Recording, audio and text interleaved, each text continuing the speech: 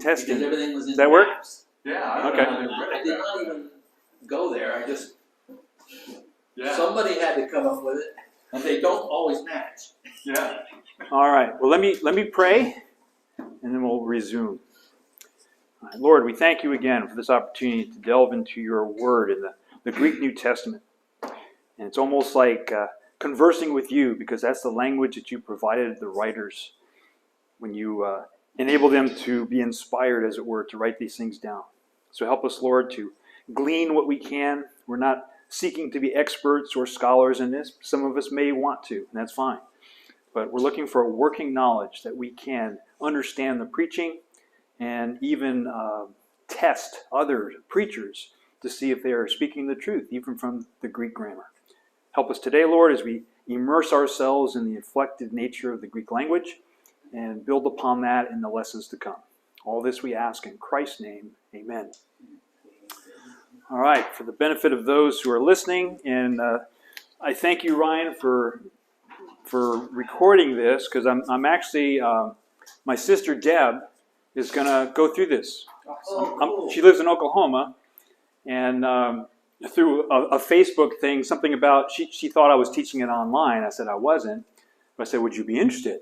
And she said, yeah. So I said, well, tell you what, I'll just send you the stuff, and since Ryan is recording it, I'll send you the recordings, and so we'll see how that works.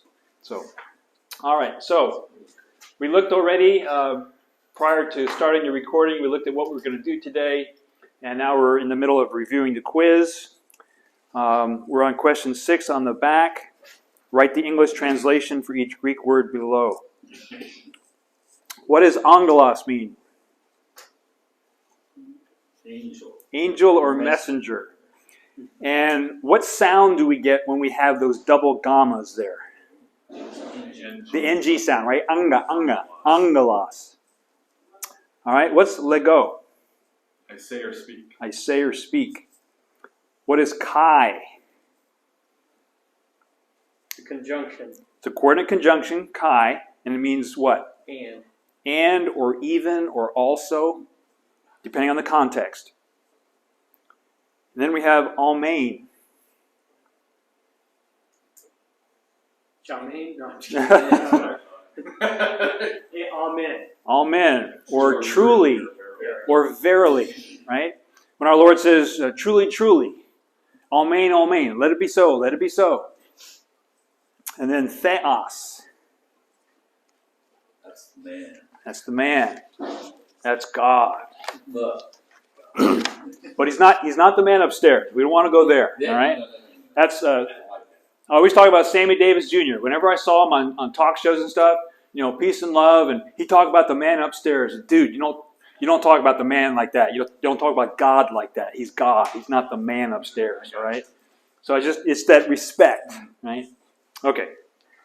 But we're playing, so it's okay. All right. Let's go back to here. So that was quiz 1. Anybody have any questions from class 1? And I will start it with following up on the iota subscript. So this is from Ray Summers.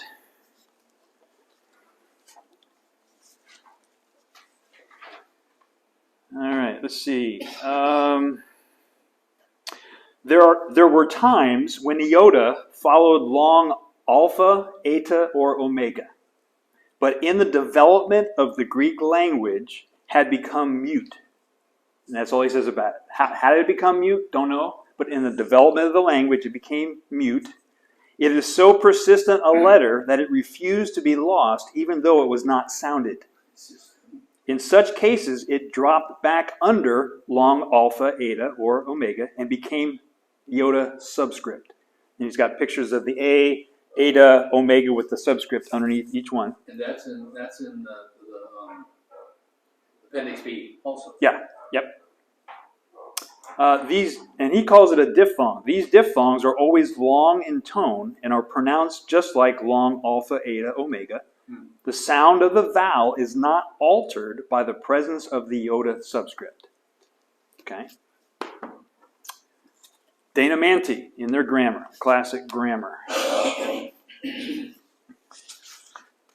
The iota subscript with alpha, eta, omega is a sort of diphthong, though it in no way modifies the sound.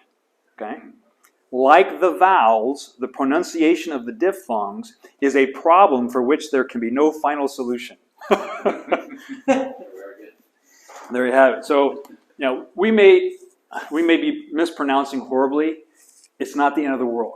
But we should learn to pronounce it all the time anyway, just so we have it in our heads. Right? It's just good to do that. You have to pronounce a language to learn it, right? Did Plummer in his book say anything as well, or no? I looked them. They basically covered what he said. Plummer was a little bit more, maybe these guys were a little bit hard fast with it. Let's see. The way we're learning pronunciation that you're teaching us, Mike, is that the way most people now that are learning Koine Greek are pronouncing it? I'm not sure. Plummer in his book says, some pronounce it with the modern Greek emphasis. Yeah. And he said you go with what your teacher does. Yeah. Because there's different ways of doing it, and we really don't know for sure how it's pronounced because no one from back then can tell us, right? Yet, anyway. If Erasmus had just written the phonetic Greek New Testament, Right. we could sound it out, right? But he didn't. So what was I doing? I was looking.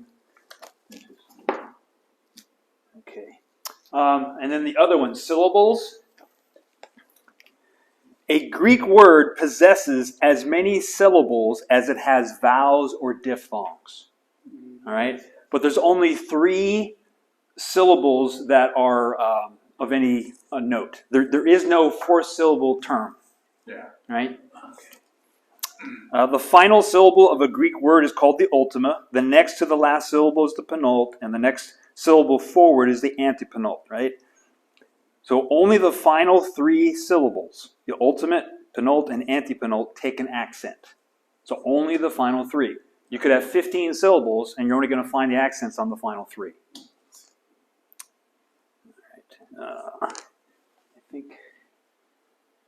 Oh, and then I found. Let's see.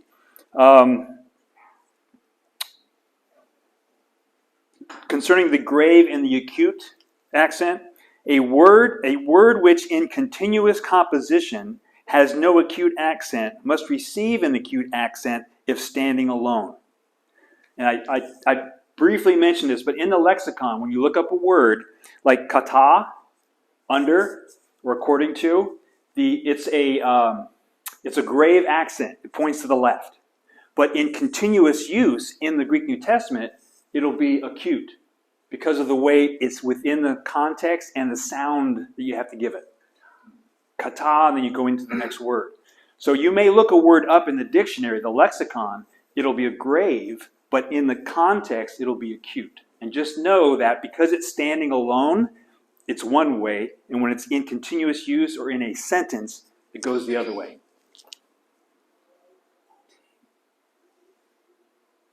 An acute accent on the last syllable changes to a grave accent in continuous composition. So again, I alert you to these things because you may be looking and you say, well, wait a minute, I just looked this word up and look, the accent is different, right? Well, I'm telling you why in some cases it's different, because if it's a standalone in a dictionary, it's one way. If it's within a sentence, it's the other way. That's just the way it is. Who decided that? We don't care at this point. All right. Any questions from anything you've read? Todd texted me a question about a word, epsilon, iota, alpha. And I was trying to figure out how to pronounce that. I pronounce it ea, because it had an acute accent, so it goes up a little bit.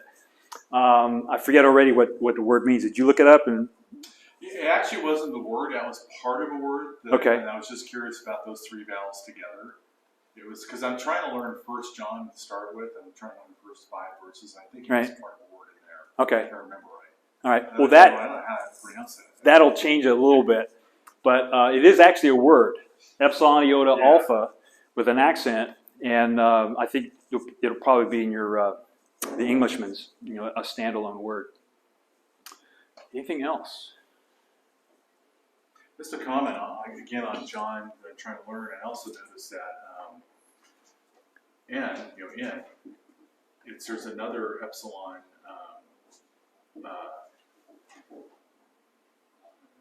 The same word that meant something else. It was actually a different word completely. Epsilon nu, right? Yeah.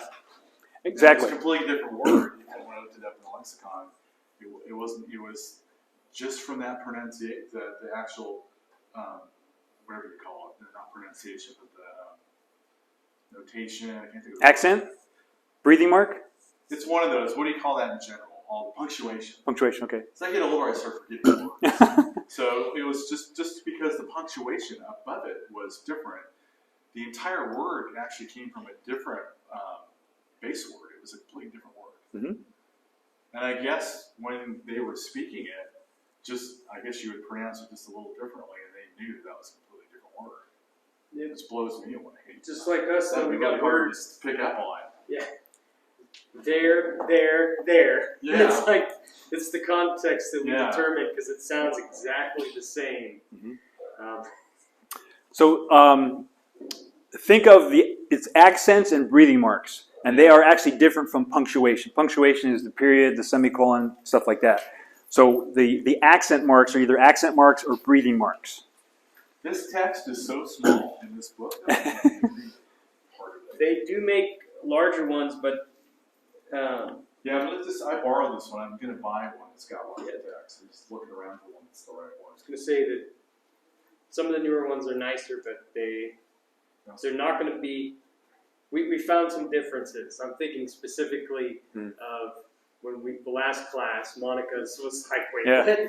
what? There's the example. It means one thing, and I can't read what's above it. It's so small.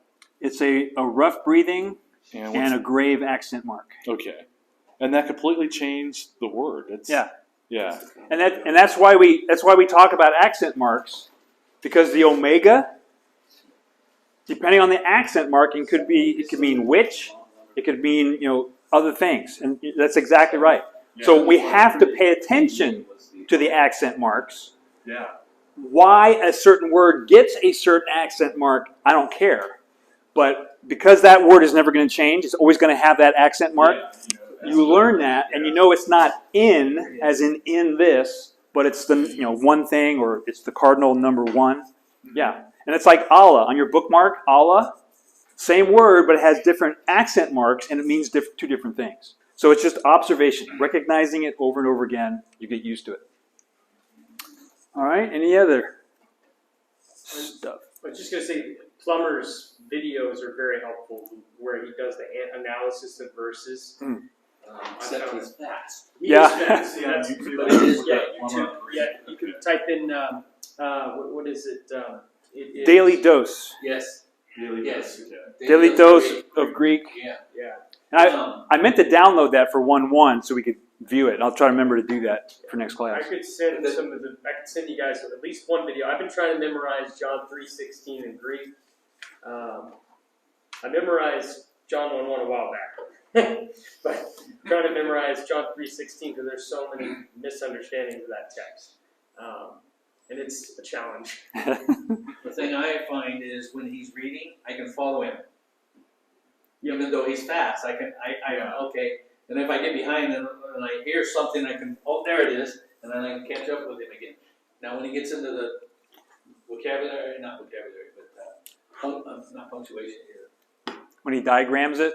Yeah. Yes. Yeah. And he's talking about, and this is a personal, third person, and I get, he's too fast for me there. But still, I think what you say, repetition. The more I listen to him, it'll catch at some point.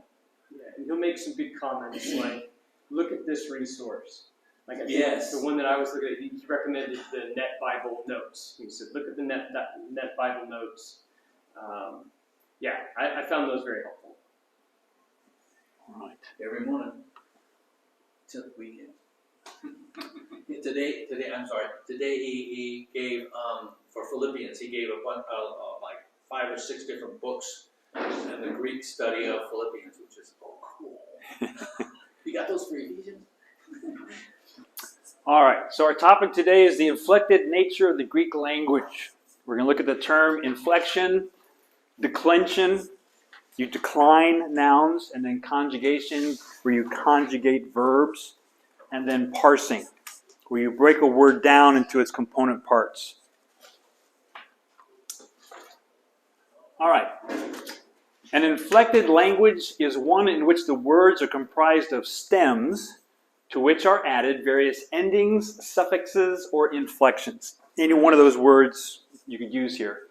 There can also be prefixes, or what we call augments. All right? So for instance, here's our formula. Prefix plus stem plus ending equals the meaning of the word. All right? Akuo. The stem is aku. We add on to that the ending, which is an omega ending, and that word, akuo, means I hear. Okay? We take the same stem, add ace to it, and now it means you hear. So the change of ending changes how we interpret that word in its context. And then down here we have aku, again with the omega, which means I hear, and then we add a preposition, dia. Dia can mean through, thoroughly. So when you add those together, diaukuo, because you can't have two vowels going against each other. And who remembers what happens when we take a vowel out and we put like an apostrophe on it? What's that called? It's not crassus, it's the other one. It's an elision. So sometimes you'll see words that, well, there should be an alpha there. Well, they take the alpha out for euphony, for good sound. Otherwise, I'd have to say dia akuo. I'd have to take a jump there. Take the alpha out, it's diakuo, diakuo, diakuo. And that means I hear fully, I hear thoroughly, or I hear judicially. So one is I hear, like I hear myself talking. The other one is I hear fully. I get what you're saying. I judicially hear what's going on. So it changes the meaning of that word based on the prefix that's on that. So the stem is basically the base word. It is. I have a Greek online phone that looks up the words. It's a Greek New Testament, and it'll say lemma. Say what? Lemma, L-E-M-M-A. Is that the same? Does that also mean base word?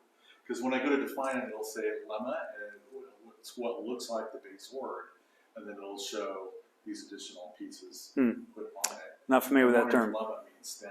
It's the same word. I don't know. Akuis. You hear? Akuis?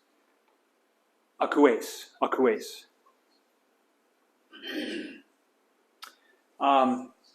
When you look up a word in the lexicon, you won't find just the stem by itself. You won't find aku.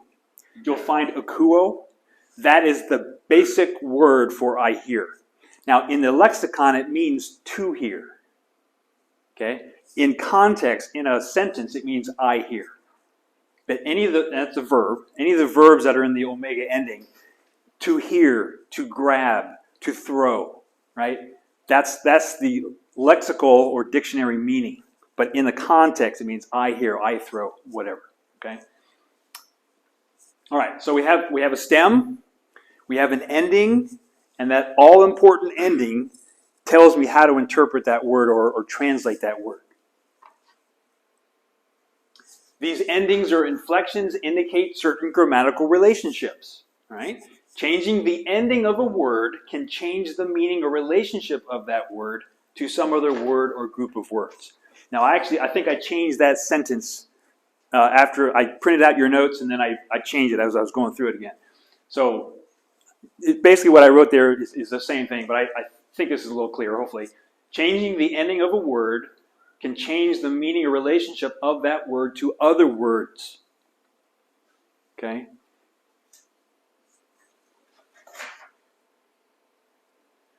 All right, declension. The term declension refers to the inflected forms of noun, adjectives, participles, and the like. There are three declensions or systems or patterns of inflecting Greek nouns. There's a first declension, a second declension, and a third declension. We generally start with the second declension because that's the easiest one to understand. It's more constant. The pattern is pattern-like. When you get into the first declension and third declension, sometimes it strays from the pattern. It's not a logical pattern, and they're more difficult to deal with. So in the first declension, we're going to see this in the second year, the alpha sound predominates. Hey basilia, the kingdom. Hey basilia, alpha at the end. That's a first declension noun. So you'll have that either eta or alpha sound in the first declension. The second declension, the omicron sound predominates. Logos, anthropos, has that omega sigma at the end. That's second declension. All right? And then third declension, the consonant stem predominates. And I'll just leave that there for now. Third declension, we don't want to go there, at least not today. All right. Nouns of the first declension are mostly feminine. They have mostly alpha and eta endings, as in he arche in John 1:1. Why am I pronouncing this he? Because of the rough accent mark on the top. It's not- Breathing mark. Breathing, there you go. It's a rough breathing. So it has that H sound. And what is that eta? What part of speech is that thing? The vowel. No? Well, by itself it would be. Is it the Be definite now. a definite article? That's it. That's it. It's a definite article, right? The beginning. Oh, what's this thing? Iota subscript. That's it. That's the iota subscript. Does it change the sound of that word? Nope, it's just there. Right? Now when you see it, you'll always know, hey, that's the iota subscript. Does it matter? Not a whole lot. At least not in our day. So, first declension nouns, they're feminine. We're going to talk about gender here shortly. Nouns of the second declension are mostly masculine. They have mostly omicron sigma endings, like ha apostolos, the apostle. You see the omicron sigma at the end. So that's interesting. Definite articles aren't always a separate word. They can just be the ending of the word. No, I wouldn't go there. A definite article is not the ending. A definite article is a standalone by itself thing. It may look like the ending, but never call the ending of a word a definite article. It's not true, even though it may look like it. I said that was when you said a definite article. We were talking about this. Oh, hey, okay. Yeah. When you said that, I was looking at the beginning. Okay. All right. The declension or inflection of a Greek noun gives it three characteristics or properties. Case, gender, number. So, ha apostolos, right? That omega sigma ending, in that ending, we have case, we have gender, and we have number. The case refers to the place the word occupies in relation to other parts of a given sentence. Gender shows grammatical relationships, and sometimes you can determine, this word goes with this word because of the gender. All right, and when we talk about nouns, I'll give you some examples. And then number, is it one apostle or is it multiple apostles? Is it singular or plural? So all those three characteristics are in that ending of the word. Greek noun endings, again, have three properties. So now I've expanded it a little bit. The cases are nominative, genitive, ablative, dative, locative, instrumental, accusative, and vocative. Now, there's the 5-case school and there's the 8-case school. The 5-case school, I've got the ones that are underlined are the 5 cases of the 5-case school. Right, that's why I was laughing. And then I believe it's Dana Manti who talks about the 8 cases. And Rod and I are on the in the 8-case school. It expands upon what the word means. It gives you more options on how to translate it. Now, in the lexicon, analytical lexicon,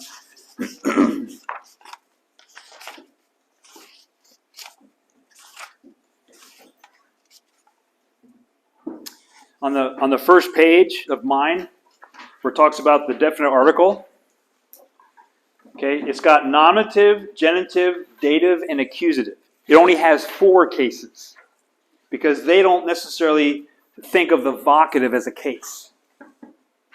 We'll make a case for it that it is. So they only deal with 4. So where something may be genitive, it could also be ablative. It depends on how you interpret it in the context of the sentence.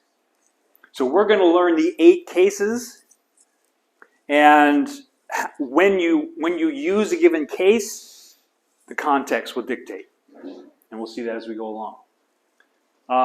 And when we talk about nouns, we're going to get into each one of those cases and what that means. But the nominative case is the naming case. The vocative case is the case of address. We're going to see an example of that today in our home fellowship group notes and stuff. When you're addressing someone, it's usually in the vocative case. The vocative case normally does not have a definite article. It's without the article always. But sometimes there is an articular vocative. There will be an article there for some reason. Okay? So each ending has one of those 8 cases associated with it. And over time, you'll be familiar with the endings and know it's going to be in one of those families. Okay? Then, in that same ending, you're going to have gender. Masculine, feminine, or neuter. We're going to talk a little bit more about that in just a moment. But there's a sex gender where there's kind of a female and a male association, and then there's just grammatical associations. One is masculine and it's a grammatical thing. It's not male or female. And then under number, you have singular or plural. So, logos. We have the stem, log. We're adding on the ending. That happens to be a nominative, masculine, singular ending. And it means the word. Okay? Now, I take that ending off and I put oi on it. Logoi, right? Well, that's also a masculine. It's also nominative. It's also masculine, but it's plural now. So it's in the same family, in a sense, but one is singular and the other is plural. And you're going to get used to seeing oi. Whenever you see oi, it's going to say, oh, that's plural, that's plural. Oi is always plural. Oi logoi, right? That's plural. So again, repetition over time, it's never going to change in your New Testament. It's always going to be there. The forms aren't going to change. And in the last week, the definite article matches the... It usually does. Oops. In the second declension, yeah, we're good. Okay. We get third declension, not so much. Okay. All right. So here we go. The declension of anthropos with the article. And this is a second declension masculine noun. So I color-coded these, and you'll see the nominative, ha anthropos, means the man. It's the naming case. You're naming that person, that's the man. All right? Then we have genitive ablative, or ablative. I'm so used to calling it ablative. When we had, who's in our class? The doctor? The vet? Ken? Yeah. Ken is a doctor, and when you do an ablation, you're removing something, right? And so ablative, in this case, it means from the man. So it's away from it. You're taking something away. And so I said, yeah, let's go ablative. I like that. That's probably the proper pronunciation. Okay, so a lot of stuff to look at here. On these two, to anthropou. So the ending changed and the definite article changed. And in this case, the definite article and the ending look similar, right? There's no tau in there, but close enough. The ablative has the same endings. Right. So it's the context that's going to dictate if it's of the man or from the man. Okay? And then the plural of the genitive ablative is tone anthropone. Both have the same look. Both have the same endings, the same definite article, and it's either of the men or from the men because it's in the plural section.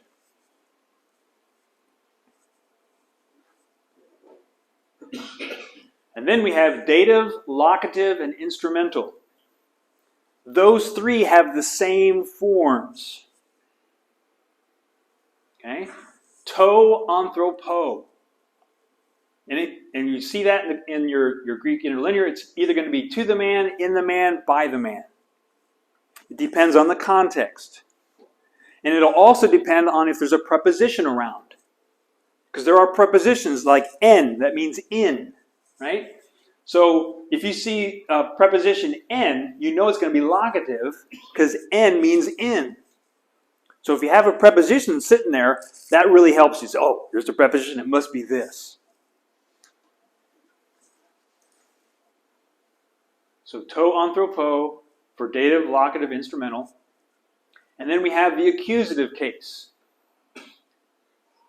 Either ton anthropon or tous anthropous. One is singular, one is plural. The accusative case is the case of the direct object. I threw the ball to who? I threw the ball to the man. And then you have the vocative case. Now again, some say the vocative is not a true case. We're going to add it in here. We're going to say, yes, it is a case. A lot of experts and whatnot call it a case, so we're going to stick with that. There's no definite article, although at times you will find a definite article floating around. And it's the case of address. Man, you're addressing something or someone. It's the case of address. And we'll see that in our homework a little bit in a second here. Anthropoi. Men, you men.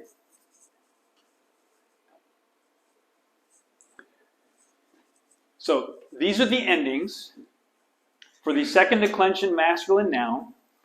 Anthropos, logos, apostolos, they will all have those same forms.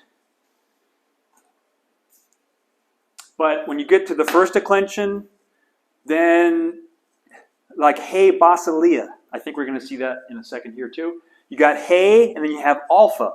Well, they don't look the same. That's just the way it is with first declension. At least here they look similar, right? Ha anthropos, it looks similar. To anthropou looks really similar. That's why we start with second declension. It's easiest. We can relate. Anthropoi, without the definite article, is vocative. On the nominative, hoi anthropoi, it becomes the men. So if you have a definite article on the vocative case, does it then become nominative, or is it still vocative? Am I making sense? On the plural side, it says hoi anthropoi on the nominative, the men. Then you go down to vocative. Talk about this one? No, on the plural. Plural yes. side, okay. Then vocative, you got anthropoi. Okay. So if it has a definite article, does it then become Yes. nominative? Because a lot of the vocatives take the nominative form. So no, with the definite article, it's no longer vocative. Right. Okay. And the context will dictate that as well. Okay. And notice that the vocative in the singular doesn't have the same ending. So on the plural side, you kind of that makes sense, but on the left side, not so much. But the vocative is normally without the definite article. Is this in your way? Okay. It's so thin. Okay. It's not an issue. All right. If it is, let me know. So there's 8 cases, but 5 case forms.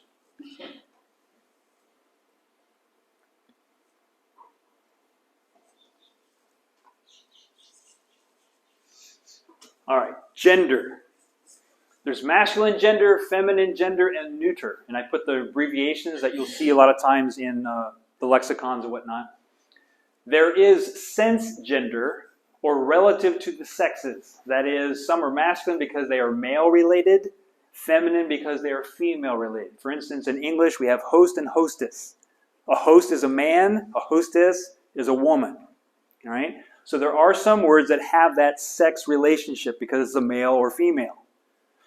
But there's also grammatical gender, or that which is determined purely by grammatical use. It just happens to be in the feminine gender. Could be, let's say it's a chair. Okay, that chair is not male or female. It's just a chair. But it was given a gender, either masculine or feminine, and then that gender relates to other words in the sentence. Let's see if I can remember. Yeah.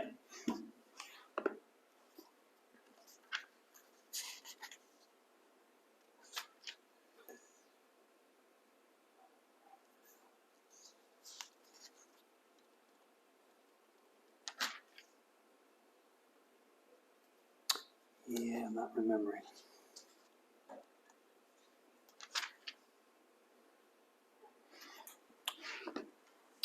Well, it's kind of like in Ephesians chapter 2.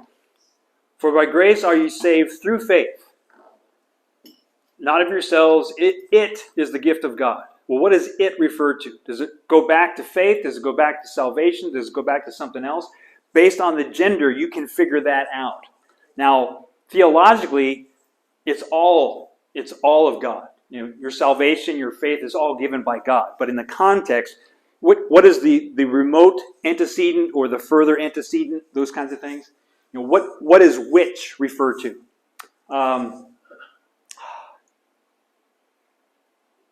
What's that verse in Hebrews?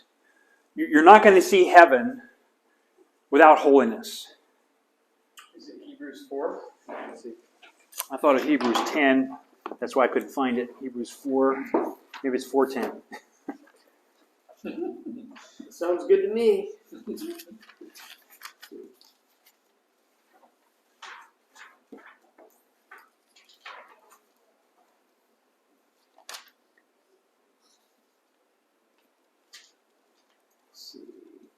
Well, that's for having rested from works. Yeah, maybe it is 10. It's been a while. For some reason.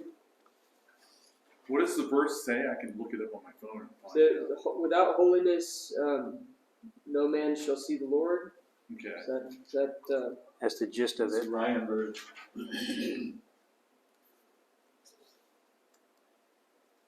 yeah, maybe it is 10. Let's see here. It's Hebrews 12, 14, and 15. All right. Wow, see, I have a Post-it right there, too. It wasn't sticking out far enough. Yeah, that's it. Okay, verse 14. Follow peace with all men and holiness, without which no man shall see the Lord. The word peace is feminine. The word pursue, present imperative. The word holiness is masculine. And the word which is masculine. So follow peace with all men and holiness, without which. It's holiness. If you don't have holiness, you're not going to get it. Peace has nothing to do with it. Based on the gender, without which refers to holiness. So there's certain relationships based on the gender, and you can determine what's the important part of this.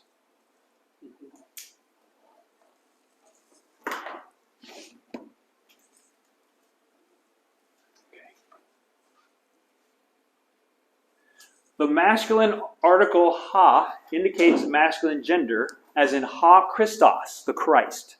Right? The feminine article he indicates feminine gender, as in he Basileia, the kingdom.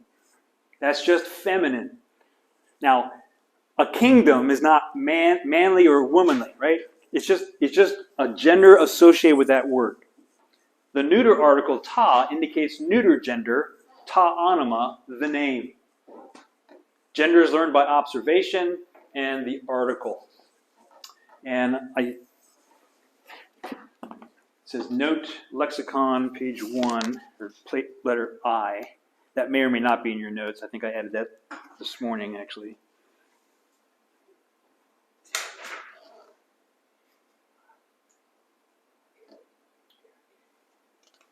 Okay, so on this first page of the lexicon, it's got ha, he, ta.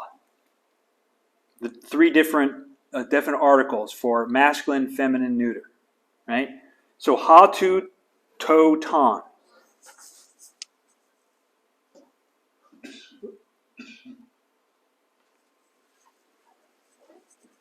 Ha, tu, to, tan. Those are masculine definite articles. And then he, taste, te, tain are the feminine definite articles. Ta, tu, to, ta are the neuter definite articles. So when the definite article is there, it helps. Sometimes the form helps you. Sometimes it determines if it's feminine, masculine, neuter. You know, all these things. Learning some of the definite articles, because they're easier to see, would help you identify right off the bat. Sure. And the endings help. So the endings and the definite article can help you determine the gender, the case. The more endings you memorize, the better off you'll be. Okay? Do I know all the endings? I do not. Does it matter? It would help if I knew more. I could look at it, but I rely on my interlinear a lot, probably more than I should. But that's okay. I'm working on a working knowledge. I want to get there. If I really want to dig deep, I've got programs that will explain stuff for me, get a little deeper. Mike, when you said basileia, Yes. that was actually the word that I was. Oh, Yeah, it wasn't actually from John. It's off one of my flashcards. okay. So you pronounced it a little bit differently. I would have pronounced it basileia because EI is right. So ea, and I think you said basileia. I may have said it both ways. It's an ea, basileia. I think it's basileia. Yeah. Yeah.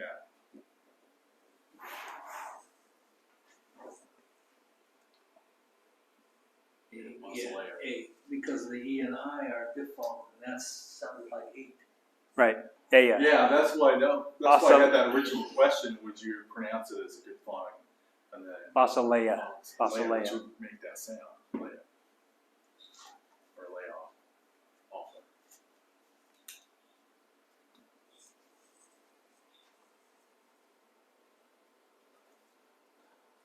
Parsing.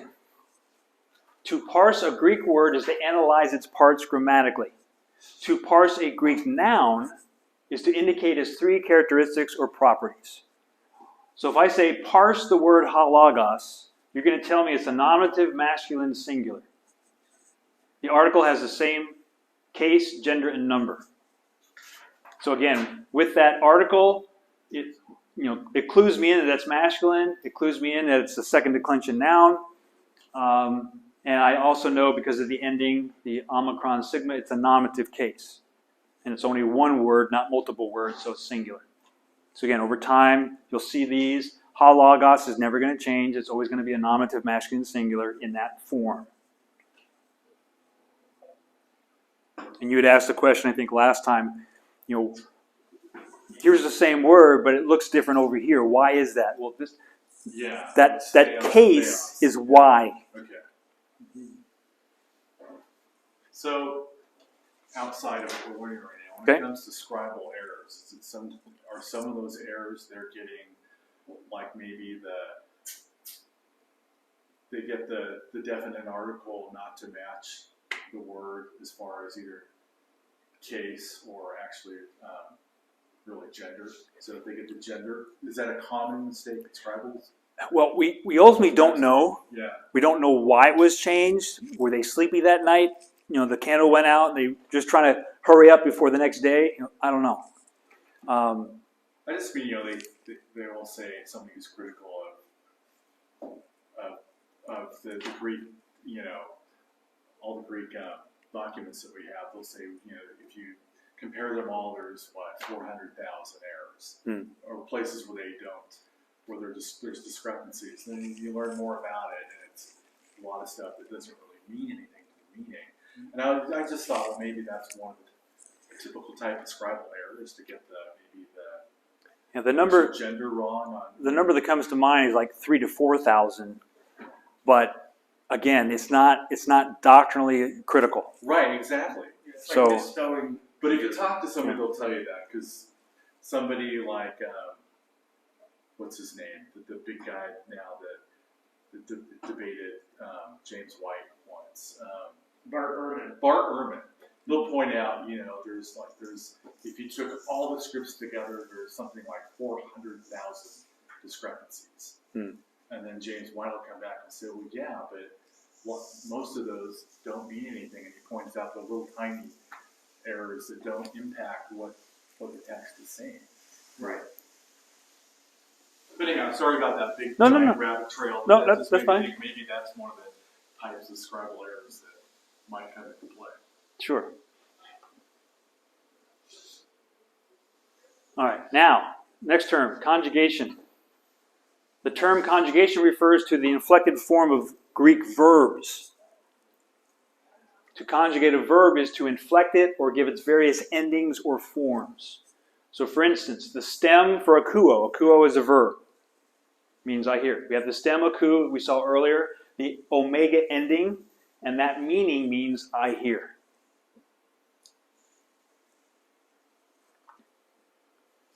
Verbs don't have definite articles. All right, so you have to worry about that part. The inflection or ending of a Greek verb gives it 5 characteristics or properties. And they are tense, voice, mood, person, number. So the tense means the kind of action.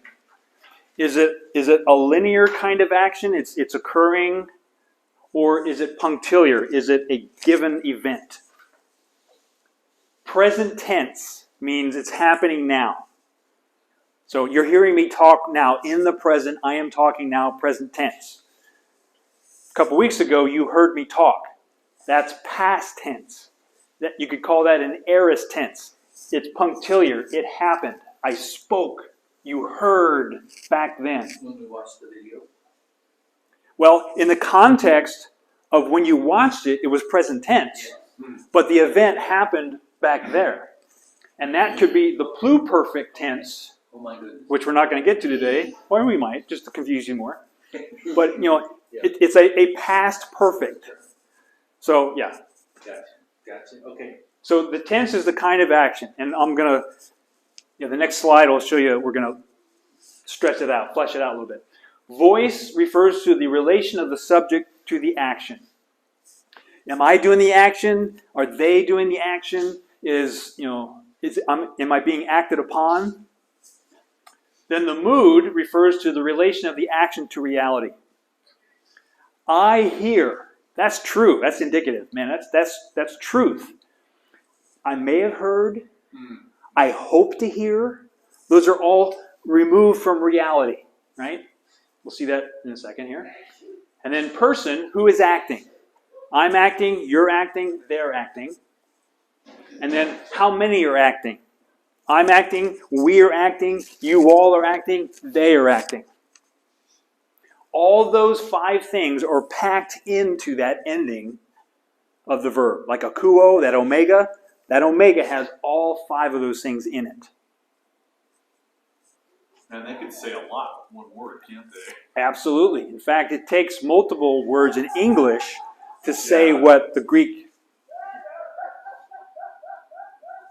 Is it okay? Yes, who's here? Hey, we're trying to learn Greek in here! He's ignoring me. Yeah, that's what you say. Make a noise up! No. Okay. Again, Greek verb endings have 5 properties. So under tense, We have present tense now, future tense in the future, imperfect tense, continuous action in time past, aorist tense, an event in time past, perfect tense, this event happened and it continues on as having happened. Okay, our Lord said on the cross, te telestai, it is finished. That's in the perfect tense. It is finished and it continues as being finished. There's nothing to add to what he did on the cross. And then pluperfect, which is a past perfect. Something came to a point and ended in time past. That's, I think, somewhere in my notes I wrote down there's only 86 occurrences of the pluperfect tense. And so it's hard. There's nothing equal to it in English. So that's the tough one to kind of visualize. All right. Voice. Active voice. I am hearing. Passive voice. I am being heard.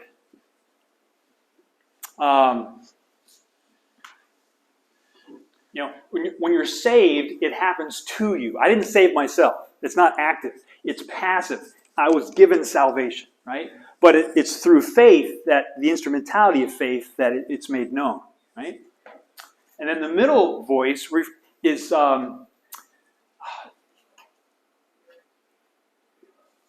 what's the term? Oh, in reference to. God is doing something in reference to this situation. It's known as the middle voice. And again, we'll flesh these out later on. Then we have the mood. The indicative mood is the mood of truth. It's happening. It's true, right? Subjunctive mood, we think maybe. Optative mood, I hope so. Imperative mood, command. So indicative, I hear. Subjunctive, I want to hear. Optative, I hope I hear. Imperative, hear. I want you to hear. Then you have person. First person, the one speaking. Second person, the one spoken to. And then third person, the one spoken of. So down below we have the stem plus the ending. Aku plus omega equals I hear. And that is a present active indicative, first person singular of to hear. And I put PS for person singular, PL for plural, SING dot, period, singular. You'll see a lot of abbreviations because you don't want to spell those things out all the time. So it just so happens that the first things here, present active indicative, first person singular, applies to akuo. Now, are there combinations of all those? Is there an imperfect active optative first person? I don't know. I can't tell you that. But I can tell you that no, there is not, every combination you can think of does not occur in the Greek New Testament. Now, it may have happened back then in the common language, but it didn't end up in the Greek New Testament. So not every possible permutation of all those together actually occurs. All right? Now, if you get Dana Manti, if you ever see Dana Manti in a bookstore, look for the insert, which is attached. If the insert is there, get the book. So this shows you the Greek verb stem omega conjunction. So there's my present, indicative mood, imperfect future. It lays it out. Now, not all of these are in the New Testament.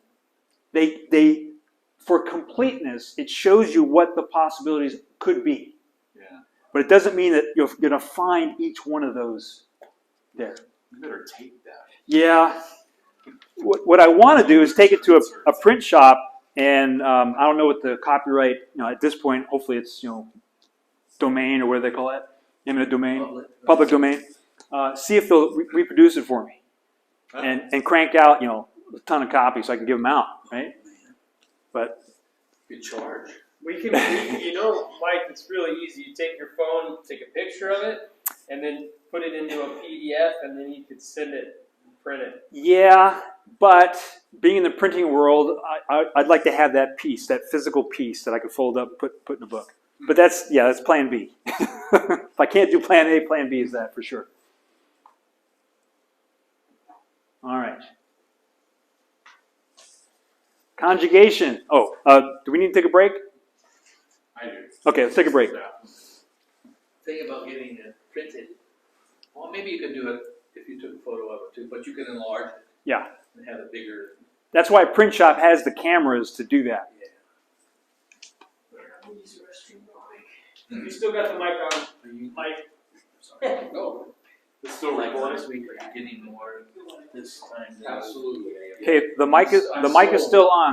We can't talk about Ryan while he's gone. No, second time around, definitely, because of the familiarity of terms and concepts Yes. and things like that, now it's sinking in. It's at a shallow depth, but at least it's sinking. There you go. Before it was just smothering me. So I may go for round 3. Before I move to intermediate, I may have to do this 3 times. I'm gonna do it until I got it. I mean, the testimonials in the textbook, they're good. And I was discouraged because of Appendix B. Yes. And then I read the Yeah. testimonials, and it's okay. And I kept trying to think of what you say, repetition. But it was not helping.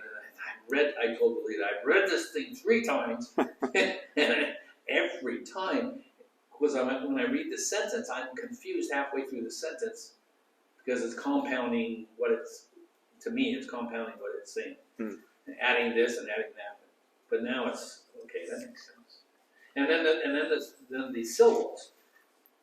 How many times have I read the syllable thing, and you read it this morning, and I get, oh yeah, duh. Now I get that. But, yeah. So anyway. Yeah. I think maybe sometimes it's just based on repetition, not only in terms of us going through it ourselves, but having repetitive instruction. Yeah. Some people call that remedial. I'll call it repetitive.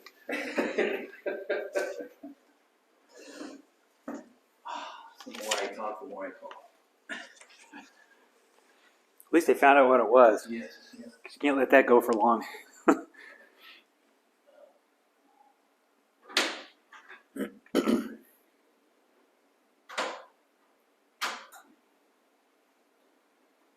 Dave, you're looking for the Bible and it gets scarier. Does it have? I see that one online a lot. Does it have pretty good sized text? Yeah, I find it. I mean, it's That's bigger than the one bigger. I got. Yeah, it's bigger than my cat. He said so.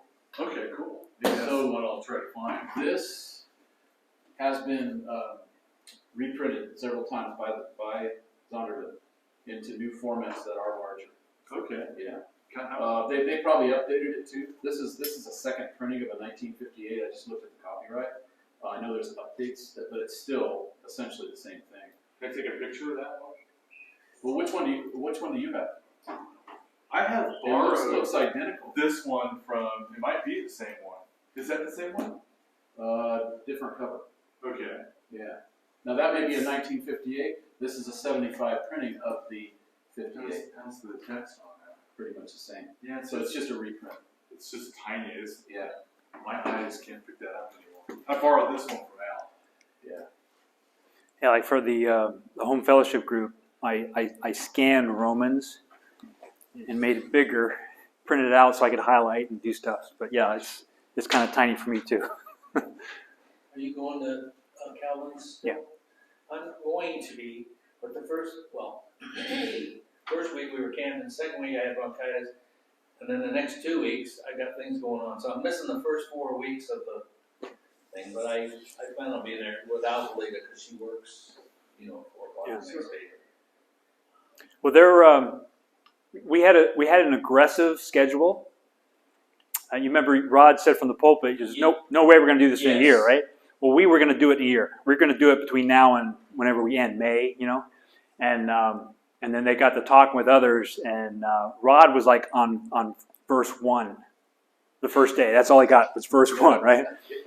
Hopefully, we're not going to go that slow, but we're gonna slow it up a little bit, Good. yeah. Good. Because they I had was thinking I'm going miss so much. But Well, they had Romans 1:18 through 23. You know, they actually had 1:18 through chapter 2 and verse 10. They had like a bit. I said, we can't do that. 18 through 23. That's the important stuff. Let's camp out a little bit anyway. So we'll see. We'll see how it goes. So in terms of schedule, I am going to end up going to the wedding, so that's going to complicate stuff. Okay. And there's reasoning for that, but I am going to end up going to Madeline's wedding. So Okay. we can still record everything. I could give you my tripod and the mic, and then you can record it on your own phone, and then I could upload it later. Okay. As long as you record it on your phone. All right. We can still keep the audio and the video, but. And then there's one other day that I think. I miss it next week.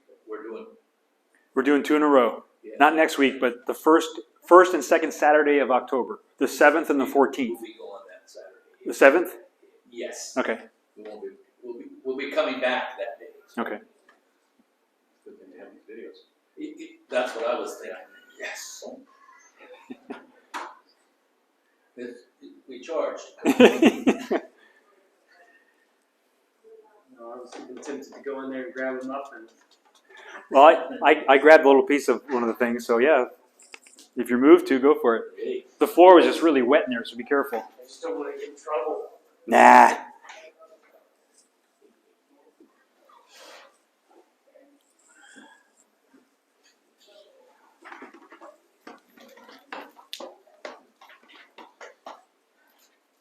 So the ARK is feminine. Yes.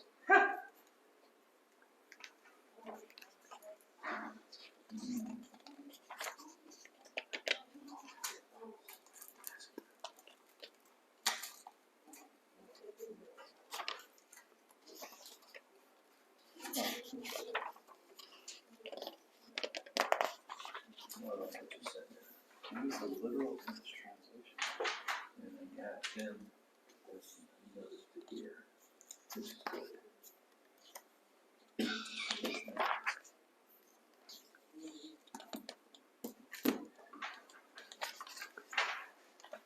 Somewhere in the textbook, it says what text he's using.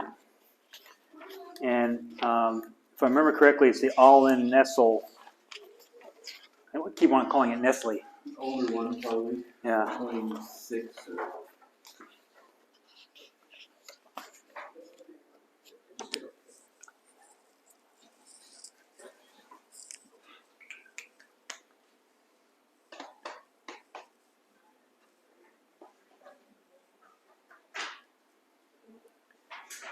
I want to. I just need to. I need to have a good collection of books, right? As Pastor Lyons would say, have a Selection, not a collection. That's a selection, not a collection. That's it. That's the thing. Yep. There's some books I wanted to get, so I was hoping I'd be able to make my way over to that bookstore as well, but it didn't happen. Well, my justification is because they're actually moving to Sutter Creek, which he said was like 4 minutes away. It's just over there. And from where my brother-in-law lives, I may not make the extra 4-minute effort. I might, who knows. But I'm thinking 2 or 3 years down the line, I'm going to buy a bunch of books now, and then that's what I would have bought, So I'm justifying it that way, right? There's always room for one more book. At half price. At that price. Yeah, some of them were really good prices. In fact, I picked up one book on New Jersey mapping. So I'm from New Jersey, and I've got some family history stuff. But I got that book. I got it for, I don't know, $4 or something. Went online, and $39, $50 because they don't make it anymore. It's hard to find, and it's just right there. So I love finding those kinds of things. I've been reading this book from the 1880s, 1880. I want to get an original, Right? not. So maybe I should go and see because it's by this Baptist. His name is M.T. Lamb, and he's the first one to analyze the Book of Mormon from a Christian perspective, and it's really good, very good. Off topic, but makes me think about it. in your handout, for some reason, when I print this out, the grid doesn't print out. And I haven't figured out why yet. So the grid, go home, or if you want to do it now, put the grid, it visualizes it a little bit easier, I think. So first person singular is I. First person plural is we. All right? So second person singular is you or thou. And then second person plural is ye or you all. Third person singular, he, she, or it. Third person plural, they.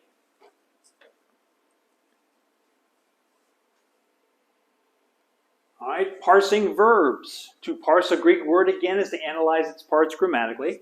To parse a Greek verb is to indicate its 5 characteristics or properties. So again, akuo means it's a present active indicative, first person singular, of akuo, which means to hear. I probably should have put that in there, but that's the proper way to end it, right?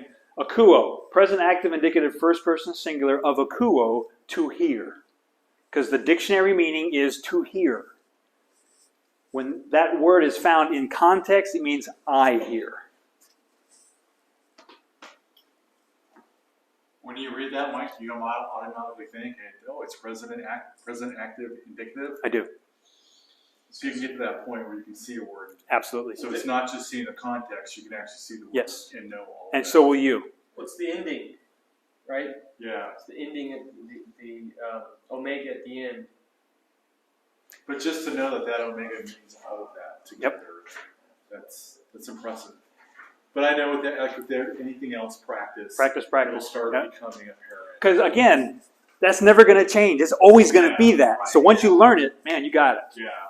Now, in Summers, I think Summers, some of his exercises, he'll give you the English, and you have to translate it into Greek. Oh. So you're coming up with, okay, what's the proper accent and stuff like that. I don't want to do that. Okay, I want to go the other direction. I want to go the actual Greek, and then go to English, right? Yeah. Because I don't care non-New Testament Greek. I don't care about forming my own sentences. But if you want to learn it better, that's a good way to do it. Because then you do the paradigms and you what's the word? You break down the sentence into its diagram. Thank you. So yeah, if you really want to get deep into it, that's the best way to do it. I didn't want to go there. I really don't care. I just want to stick with the New Testament, which isn't going to change, except for the variants here and there. Is there a Greek lexicon for the Old Testament? So you don't want Yes. to learn the Septuagint? It's a whole other, the Septuagint. You don't want to learn Hebrew, but you know that Christ's time they were reading the Septuagint, so maybe go there instead. It's helpful Yeah. because sometimes you compare and see how the word was used in the Old Testament, Greek, and but it's not authoritative. Yeah, but it helps. Yeah. The original manuscripts are in Hebrew. Exactly. I got you. But Christ was quoting the Septuagint, so In it Aramaic. must be credible.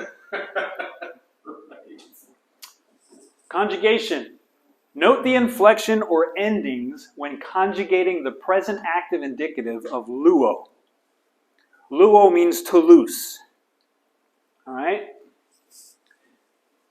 Now, when we talk about verbs, I think verbs are next time. We're going to learn the present active indicative endings, which is what we're looking at right now. OSA, amen, ete, usi. All right? So when you memorize those endings, Yeah. you will know what those mean over time. Okay? So, lu is the stem. Then we have OSA, amen, ete, usi. Those are the endings. And you can see the singular and the plural. All right, let's switch to this one. So luo means I loose. Lues means you loose. Lue means he, she, or it looses. Luamen, we loose. Luete, ye loose. And luusi, they loose. So over time, you will be able to see those words in their context and know that's you loose. Oh, that's we loose. Because you'll know the ending. You will have seen it over and over again on second declension nouns, and it'll be second nature to you. I think we determined in the class last time that luo in that form doesn't exist in the New Testament. But for sake of completeness, that's why we have it there. You'll never find I loose in the New Testament. For whatever, it just doesn't occur. Might be in Aristotle or Plato or something like that. Absolutely. Yep. We'll pull it from there.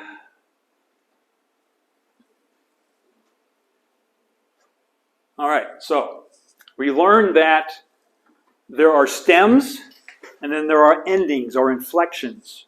And those endings, if they're nouns, have case, gender, number. That gives us information about that. And then if it's a verb, it's got what? Tense, mood, voice, person, and number. Right? All that is packed into that ending.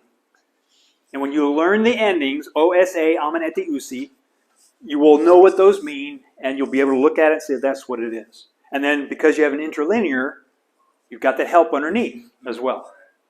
Okay? He says it so fast. Well, it's 30 years of use. Okay. Hots, equip. Oh, Lord. Can I ask a pronunciation question? Yes. First John, or Take one, pass it on. Book of John, in the Greek interlinear, it's kata, and I cannot pronounce the word they use for John. It's got like 3 vowels in a row, and since I'm learning John 1, I want to be able to say it. And this is the wrong. I'm looking at the wrong thing. You'll get there. So if I look at the Book of John in my interlinear here, the title of the book in English is according to John, so Kata Right. must be according to. But the way John is spelled, I cannot pronounce that. It's 3 vowels, and then I don't know if the two news represent there. It's just pronounced as a N, or if it's pronounced differently. I can't pronounce that word. I can guess. It's not going to be right.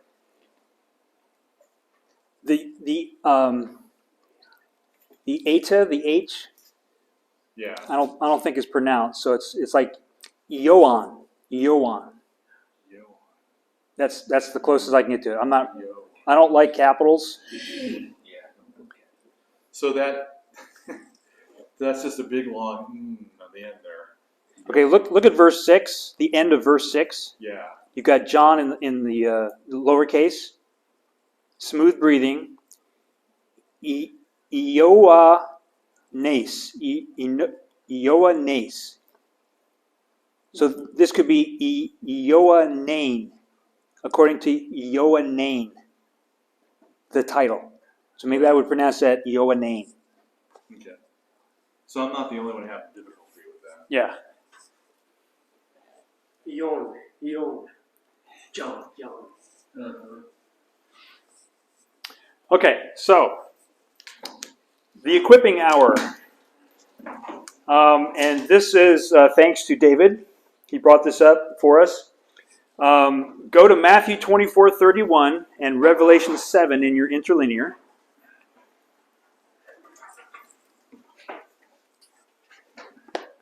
Did you say 24:1? 24:31. And it's in English on your handout.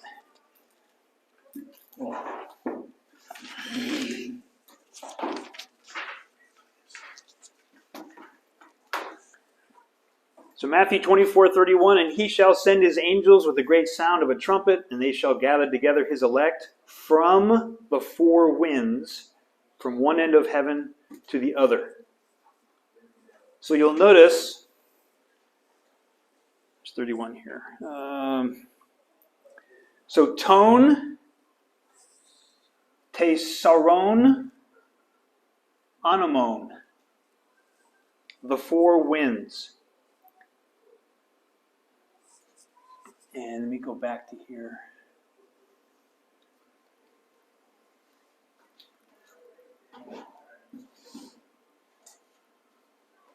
Okay, remember this?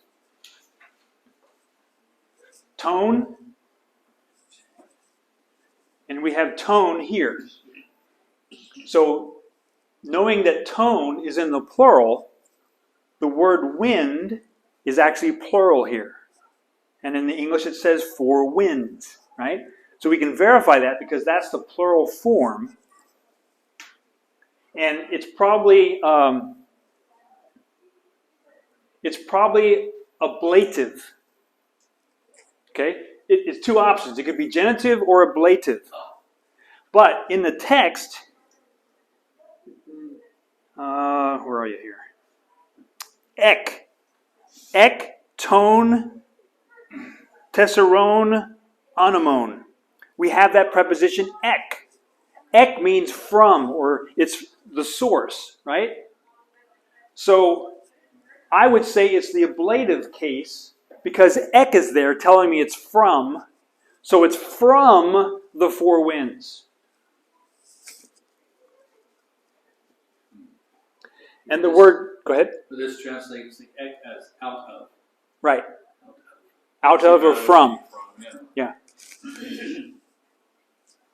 Now, ek will have different forms based on what the next letter is.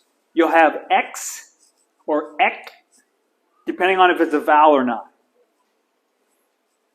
And you'll learn that over time too. So ek is a preposition denoting origin. So, the word from is a correct translation. Tone, anemone, is a noun, genitive case, masculine plural. Now, that's what the lexicon and my software says. It's genitive. But we just determined it's probably better to say ablative because of the from. So again, once you understand what ablative means over time, and then you see the ek there, you'll say, okay, that's probably the ablative case. If you say genitive, they're not going to stone you, but ablative is more specific. And that's why we like the 8 cases, because we can get more specific. All right, now go to Revelation 7:1. And I think Luis was teaching us that day. And we talked about the 4 winds in Matthew, and then we went to Revelation 7:1. And David noticed that, well, there's 4 winds again.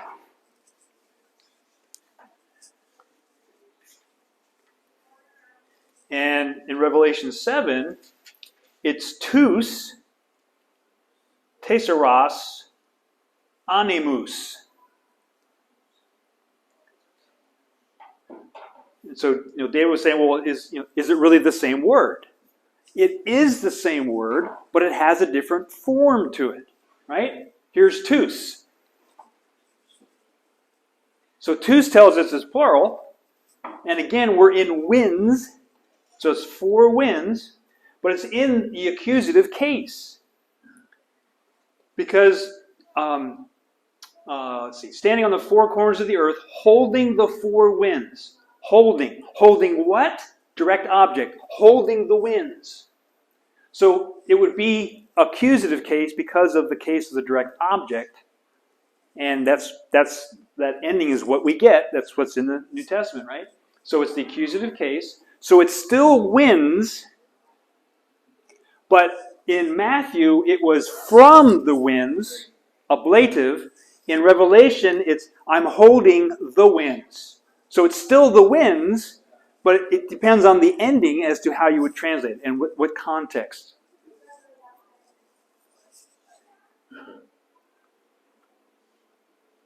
So when you learn your vocabulary, you will learn, okay, that's winds.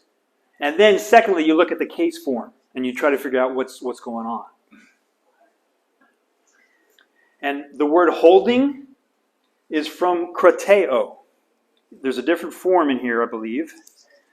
Yeah, kratuntas, but it comes from krateo, the verb to take hold of. So I take hold of what? I take hold of the four winds. The case of the direct object, the winds, tous, anemus. And so you'll see there, tous anemus is a noun, but the accusative, masculine plural. And then the word for is an adjective again, but again, accusative case because the noun is in the accusative case, masculine plural. So it's a good example of it's the same word, just in a different form because of its relationship in the sentence, the syntactical relationship, how its relationship with the other words. In that sentence, Mike, it says holding the four winds of the earth. Right. Winds is the direct object. Would earth be an indirect object? It would be. It's in the genitive, taste, gaze.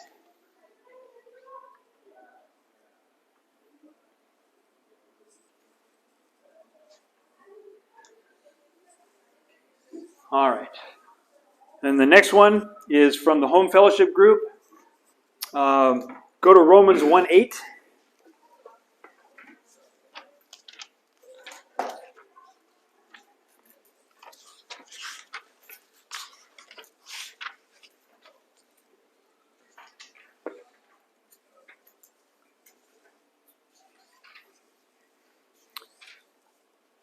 Romans 1:8, first I thank my God through Jesus Christ for you all, that your faith is spoken of throughout the whole world. Firstly, I thank Eucharisto, the God of me. To theo mu. So, to, it's either going to be dative, locative, or instrumental. When I looked it up, it told me it was dative. All right?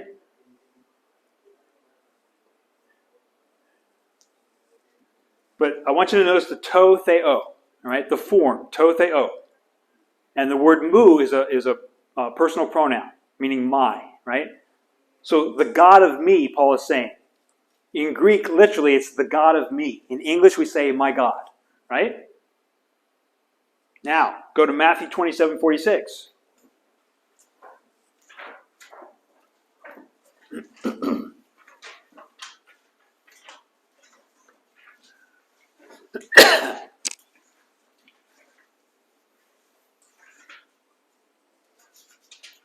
Matthew 27:46, and about the ninth hour, Jesus cried with a loud voice, saying, Eli, Eli, lama sabachthani, that is to say, my God, why hast thou forsaken me? In the English, Romans 1:8, Matthew 27:46, my God. It's the same English, right? It's my God. But notice the form God takes, the. The. Notice up here, the vocative, that epsilon ending, right? So this is in the vocative case in Matthew 27:46. Notice there's no definite article, right? Because the vocative doesn't usually take a definite article. So here he's saying theemu, God of me, God of me. It's translated my God, but he's addressing God. The vocative case is the case of address. He's saying, my God, why have you... He's talking to God. Where in Romans, Paul is just saying, I thank my God. He's referring to God the Father, of course. He's not addressing God, he's just thanking God. But in Matthew, he's addressing God, so it has to be in the vocative because he's addressing God. Different, but our Lord, when he's risen, and Thomas says, my Lord and my God, it's a different address. I just looked it up. I was like, okay, now I'm... Is it vocative there? So this one, 28. So it's John chapter 20, verse 28. It's where he says it, and it's different than the one that we just looked at. I was curious.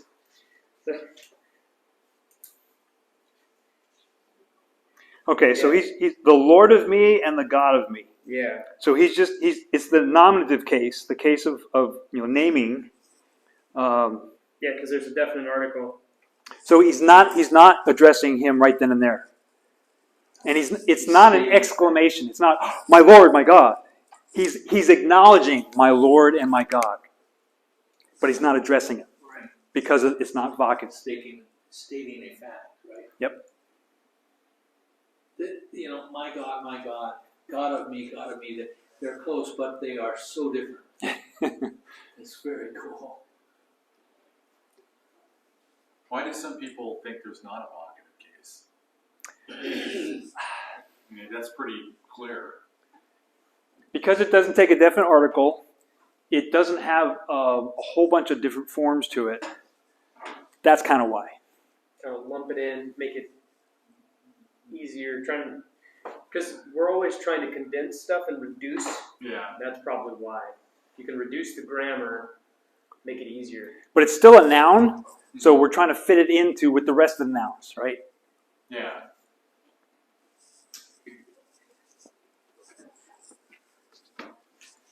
Questions about any of that? So that's, I don't say it, well, it is fun. That's part of the fun for me, is I'm sitting there, I'm listening to preaching, I've got my New Testament, and I'll see a word, and I'll say, oh man, that's got, it's the same word, but in the same same paragraph, it's got two different forms to it. So I make a little note to bring that to you guys to say, okay, let's look at this. Or, case in point, the first class, Romans chapter 1, says Paul, an apostle, separated unto the gospel, right? And Kevin, they were talking about the word separated. And he was relating it to, Old Testament, when you're separated, it's a holiness thing, right? And I thought, and it sounded like he was saying, well, that word separated there means he was separated to holiness. And I'm thinking, no, he's separated to the gospel. That's what it says, right? Right. But I didn't say anything. I figured I'm not going to step on his toes. So I conferred with Calvin, and we approached Kevin and whatnot. And what he said wasn't wrong. It was just in a different context. There is a word that means separated unto holiness. But here, having been separated to the gospel, the word for having been separated is off horizon. And when you think of the horizon, when you set the limit, we get predestination from it, right? He was predestined to the gospel for the Gentiles, right? So he was separated. He was separated for. He was pointed out for that. And so based on, and then declared. Oh, verse 4. And declared to be the Son of God, right? Well, the word declared comes from the same root word as separated. So it's not declared as in verbally declared, but separated to be the Son of God of power. So the English really doesn't help us there. It's the same word. He was still set apart, right? And so I didn't bring that up either. I had two pieces of ammunition to say, well, separated doesn't mean unto holiness. It means, for horizon, right? But we talked about it later, and we figured out we're all on the same page. But that's the stuff, that's the good thing to know about Greek. Because you hear someone preaching, and they'll come up with something and say, no, according to that, you got the wrong word. Or, no, the gender is this, and it actually relates to that word, right?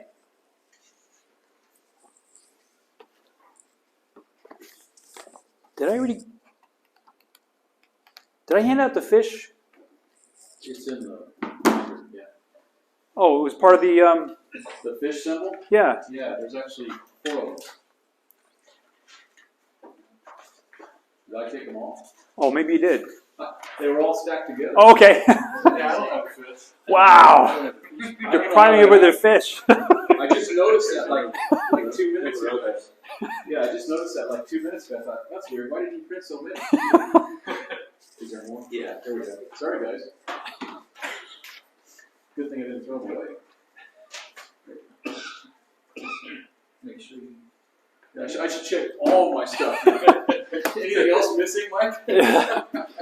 So I just threw that out there. The fish symbol is based on the Greek acronym for the phrase Jesus Christ, God's Son, Savior. And in Greek, the phrase is Jesus Christos Theou Huios Soter. And soteriology is the study of salvation, right? So that's where soteriology comes from. Notice Huios, the upsilon, the capital looks like a Y. That throws me. So you take the first letter of each word and you get ichthus from it. And so that's what that symbol, ichthus, fish, because ichthus is the word fish in the Greek. And so, there's things about, well, this is how Christians knew each other, because they draw the symbol of the fish in the sand and you knew your brother. If that's true or not, I have no idea. But, the symbol evolved.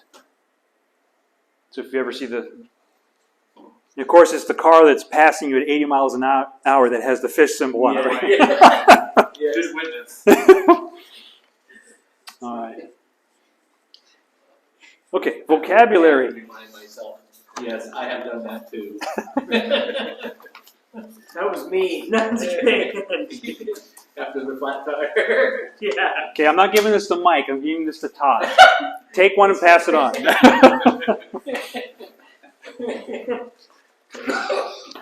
I really like that fish symbol.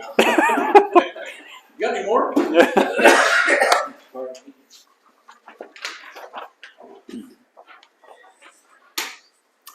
All right. Word number 2.1. Ego.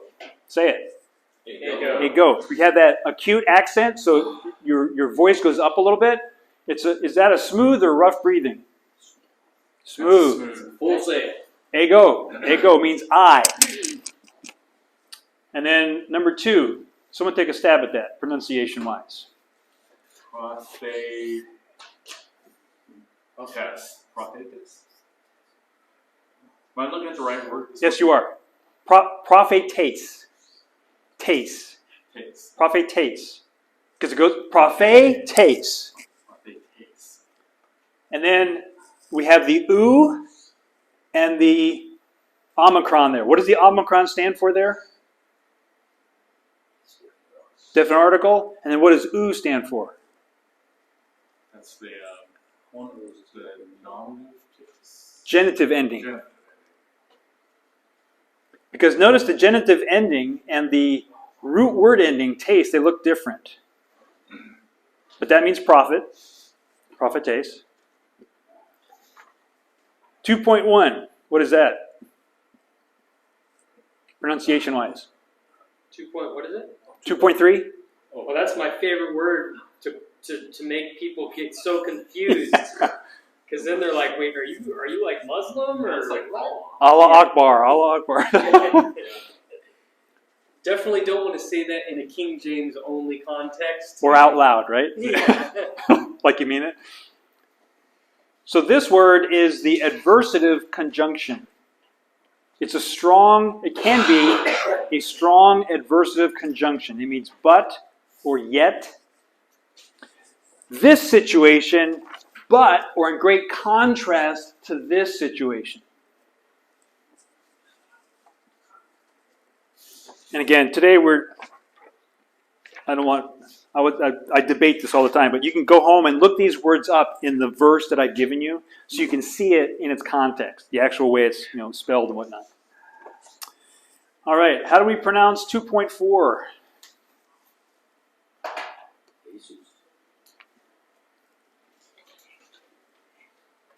Is it Jesus?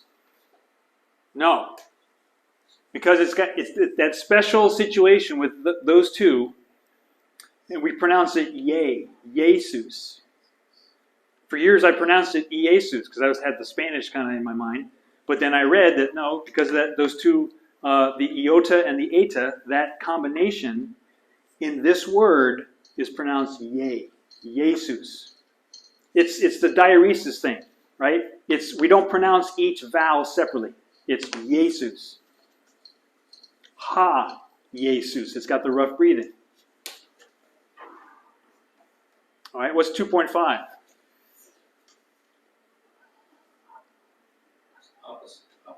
Apostolos. That sounds right.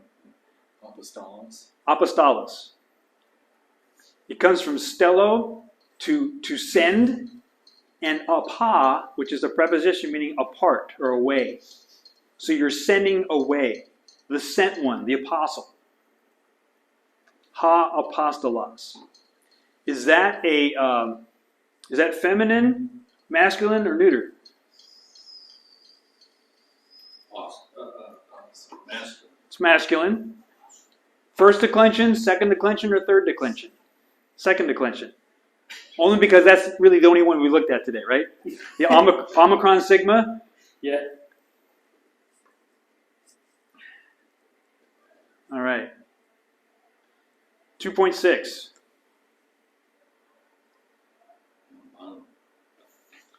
Lambano. What part of speech is that? Is that a noun, a verb?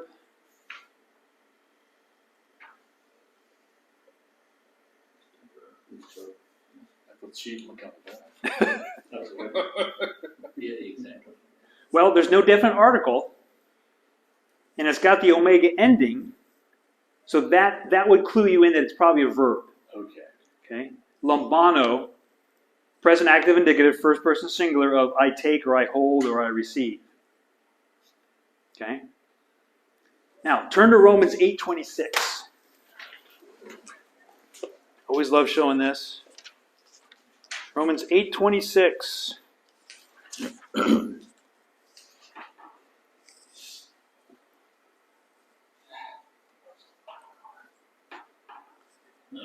Likewise, the Spirit also helpeth our infirmities, for we know not what we should pray for as we ought, but the Spirit himself maketh intercession for us with groanings which cannot be uttered. Look at the word for helpeth. Verse 26. It's a long word. Sunanti lambanatai. See it?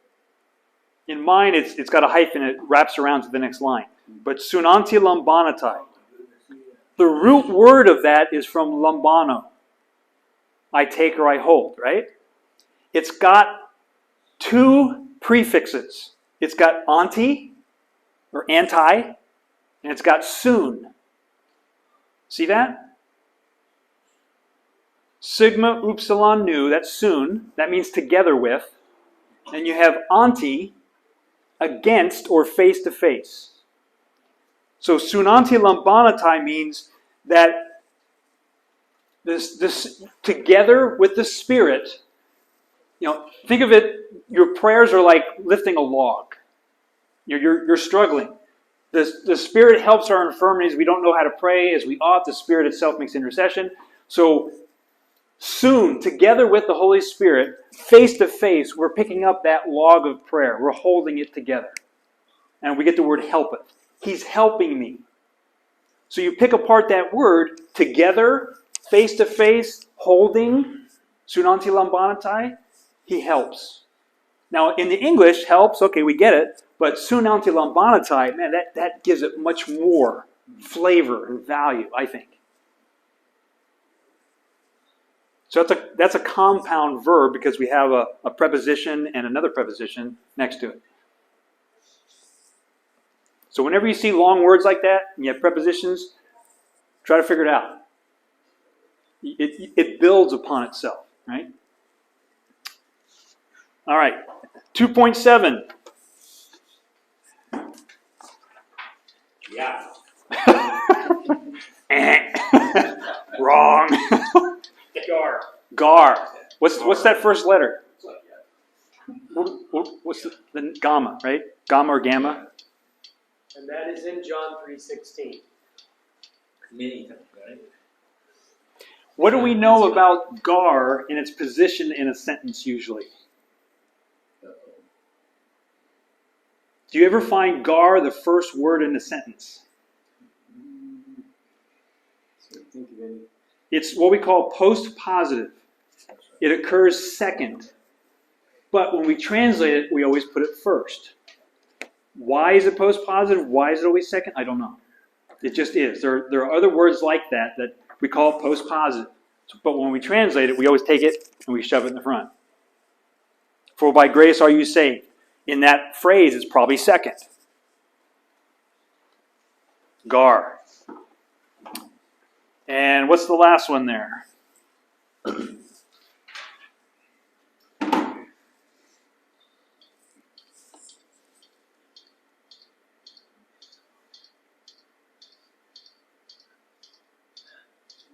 Something we all should love. Yes, God. Gamma, iota, nu. Yeah. Omega, sigma, kappa, omega. Gnosko. Gnosko. Gnosko. Gnosko. Means I know. If you look that up in the lexicon, it means to know. T-O. To know. That's the basic word. But in the context, in a sentence, it would mean I know. Now, is that a verb or a noun?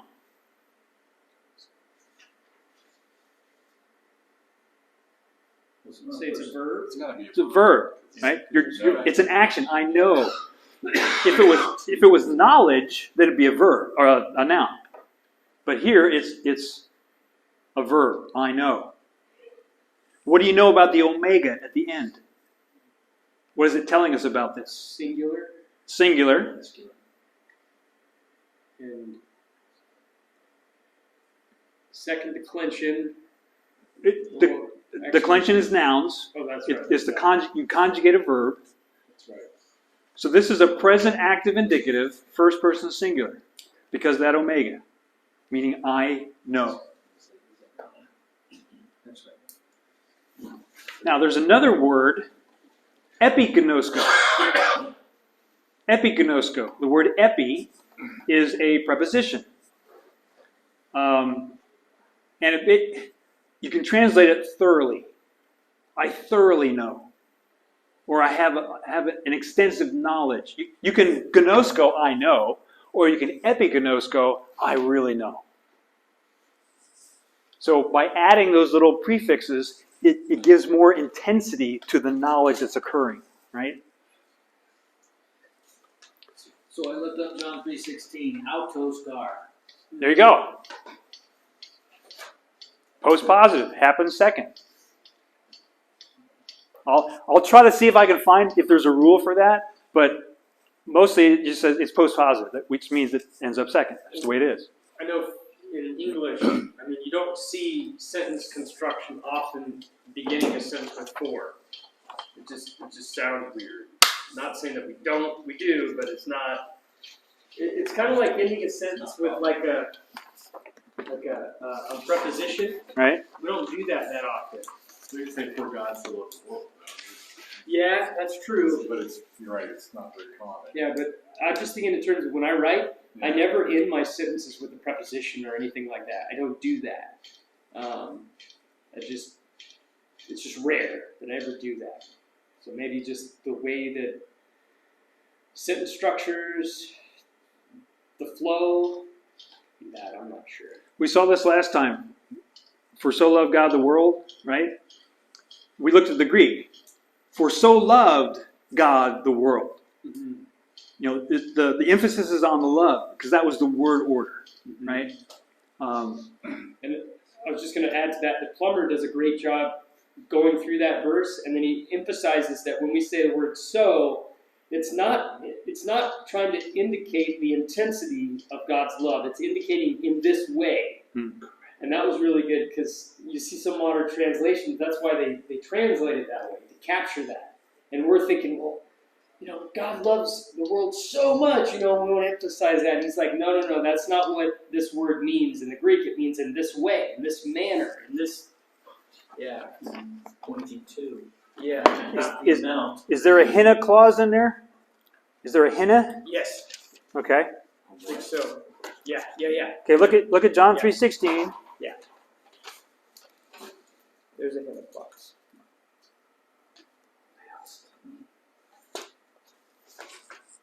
Thus loved God the world. So For thus loved God the world, so as the Son, I mean the only begotten one he gave. Now I'm giving it some emphasis with some other stuff there. And then the word hina, that. Iota, nu, alpha. It's got a rough breathing, so it has an H sound. That's why you pronounce it hina. It's a hina clause. It's in order that. It's a purpose clause. This is the reason why. In order that every single one, constantly exercising faith in him, will not perish, but may have eternal life. Notice the Allah there, the word but. It's missing the alpha. Why? Because the next word is eke, and it begins with a vowel. So you can't have Allah eke, right? Your voice gets tripped up. Allah eke. It's hard to say. Al-eke, right? It's a smooth, it's a euphony, good sound. But it is the word Allah, and it's an adversative conjunction. And they make sure it's the word Allah with the breath. Oh, that's a breath mark on, not the. It's a smooth breathing mark, but They don't show the acute. think of it as an apostrophe in a sense. That there should be an alpha there, but they replaced it with that little smooth breathing mark. They do have the acute on the ek. Yes. And notice eke, the iota subscript, Oh yeah. but doesn't help with pronunciation. It's silent, but it's there. You know what it is now, right?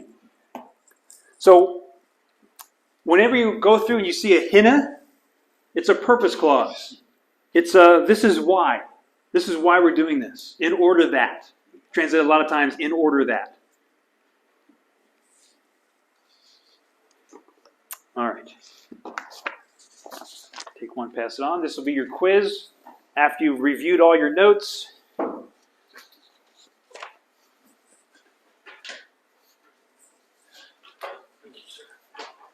And this is your homework. In the textbook, read Appendix D and then C. And it's basically the appendices on verbs and nouns. It's going to go a little deeper than we did today. So just read through it, absorb what you can, and we're going to talk about verbs and nouns in depth in the next couple classes. Memorize your old and new vocabulary. Take your quiz number 2. And then basically from now on, bring your analytical lexicon, your textbook, and your Greek interlinear with you at all times. We may not always use it, but we want it there to refer to when need be. All right, do we have a couple more minutes so we can hang out? We got to get going. It's straight up 11. It is. I gotta go to Angels. Okay, I have a question now. okay, Sorry, guys. that's right. Can Thanks, we Dave. look at John 1, where it says, and the Word was God? Right? We're getting ahead of ourselves, but go ahead. Or is this something you're going to bring up later? That we're going to bring up later. I can wait. Okay. I don't want to take your teaching off. And you got halagos, which is the subject, because it has a definite article. Yeah, So the Word was God. but there's not a definite article or parthea. Correct. Yeah. Right. So the Word was not a God, Right. a singular God. It's the subject is the Word. You have the predicate nominative, which is God, and he's the direct object. The Word was who? The Word was God. And I think we discussed this last time that if it had the definite article, then it would be teaching modalism. It would be saying that the Father and the Son are the same person. If the definite article was there. Yeah. But because it's not there, the way that the word God is referred to is it's a predicate. It's a description of what the word is. It's not an identity statement. We're not trying to say that the Father and the Son are the same person. We're trying to say that the Father and the Son have the same attribute or the same property, which is deity, divinity. That's what we talked about. I think last time I tried to make the point there's a distinction between identity and predication or description or attribution or property, whatever, however we want to say it, And that I think that's the reason why the definite article is not used, to ensure that there's no confusion. You see, when I read it, the first thing I would look at is context, and it does say the God prior to that, so we're talking about one God, and then it goes back and says that that God that it's already talking about was the Word. So I don't know why you would confuse that with a God, because it's already talking about God singular. It's a definite person that the sentence is talking about. I'm just curious where these Jehovah's Witnesses, how they confuse that. Yeah, we'll look at some rules of grammar that they ignore. Yeah. And yeah, we'll get there. Okay, just real quick then. Who wants to pronounce that? NRK Dean Halagas. There you go. NRK ein halagos. Literally, in beginning was the word. So we have the imperfect tense of ein, which it comes from the word eimi, to be or to exist. Ein is in the imperfect tense, which means continuous action in time past. So in the beginning, the word was in existence continually. Okay? The eternity of the word, or its continuous existence. Okay? Pronounce the second one. Second phrase. Halagas ein pros ton theon. So we have kai, which is the coordinate conjunction, which means and. Halagos, which we know today is second declension. It's a nominative case based on the ending.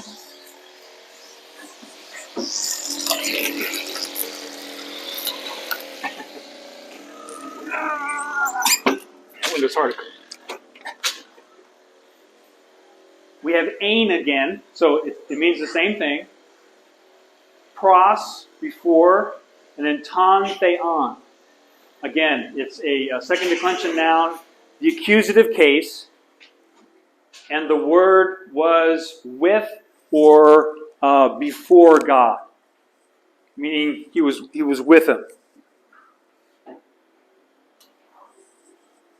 So imperfect tense again, preposition to, toward, face with, the noun ton theon. So in the beginning was the Word, and the Word was face to face with God, showing equality of the Word with God. And then next time we'll look at the last phrase, which he was God. Yeah. He is God, right? For me, this is a lot initially to try to learn. Oh, sure. I'm not complaining about it, I'm just saying it's a lot. Once you get past what this class is you're teaching, it seems like, is this the biggest hurdle? And then once you start getting all these fundamentals down, you start hitting like clarity where it all really starts making Yes. sense and you start becoming fluid Yes. when you're looking at it. If you put the effort in. Yeah. So every day, 10 minutes, 15 minutes, go through your flashcards. Yeah. Go through your flashcards. I have a bunch of flashcards every morning. and Read every your text and just look at it. Just see what you can see. You'll notice over time, oh yeah, that's a kai.